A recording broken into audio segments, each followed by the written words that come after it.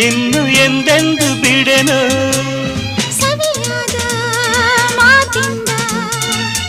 ಹೊಸ ಬಾಳು ತಂದೆ ಬಯಸದ ಬಳಿ ಬಂದೆ ಬಯಕೆಯ ಸಿರಿ ತಂದೆ ನಿನ್ನ ಅಂದಕ್ಕೆ ಬೆರಗಾದೆ